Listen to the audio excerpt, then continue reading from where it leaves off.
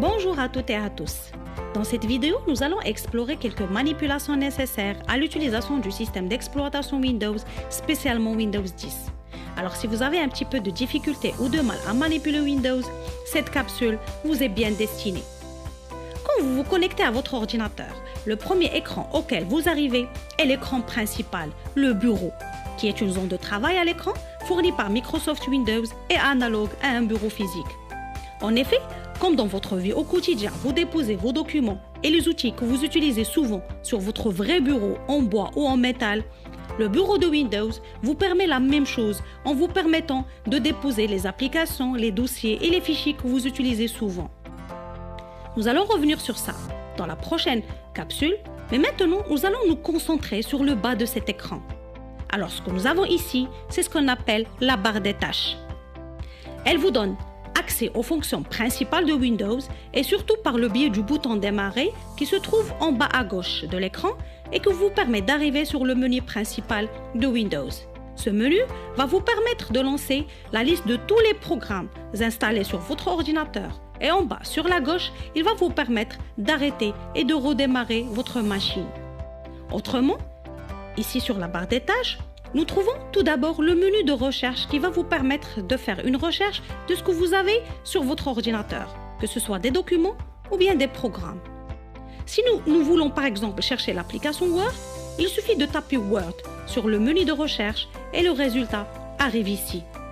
Cliquez pour le lancer et une fenêtre contenant l'application Word va se lancer. Lorsqu'un programme se lance, il suffit d'aller ici dans le coin supérieur où il y a plusieurs options.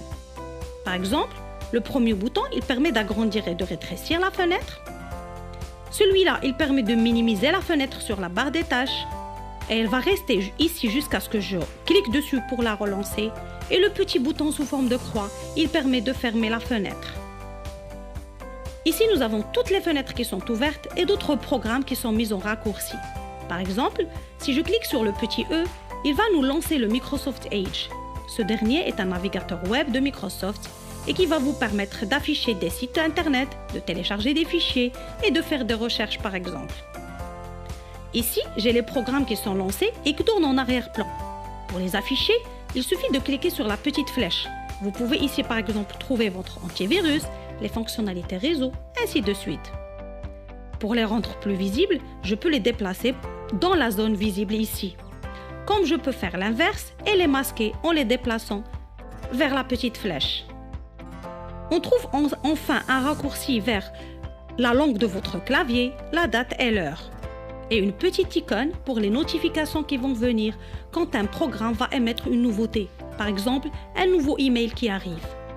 En bas, on trouve des petits raccourcis qui permettent d'activer quelques fonctionnalités et services.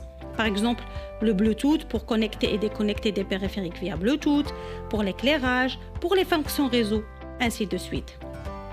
Si vous venez de remarquer, nous venons de parler d'icônes. Alors c'est quoi une icône? Les icônes, ce sont des pictogrammes ou bien des graphiques que l'on croise régulièrement dans Windows et qui permettent de représenter soit une application, un dossier, un fichier, etc. Alors, la première icône qui se trouve sur ce bureau est celle qui représente la corbeille. La deuxième icône, qui est une icône très importante dans Windows, est l'icône ordinateur appelée ce PC, et anciennement nommée poste de travail, qui se charge de lister tous les périphériques de mémoire reliés à votre ordinateur. Lecteur USB, lecteur CD, partitions présentes sur notre machine, etc. Pour y accéder, je double-clique alors sur l'icône ordinateur. Les deux dernières icônes que nous avons sur ce bureau sont représentées par des dossiers jaunes. Celles-là permettent de représenter les répertoires Windows et nous permettent d'y accéder afin de chercher des fichiers ou bien d'autres répertoires, que nous nommons aussi dossiers. Alors c'est quoi un répertoire et ou un fichier Windows?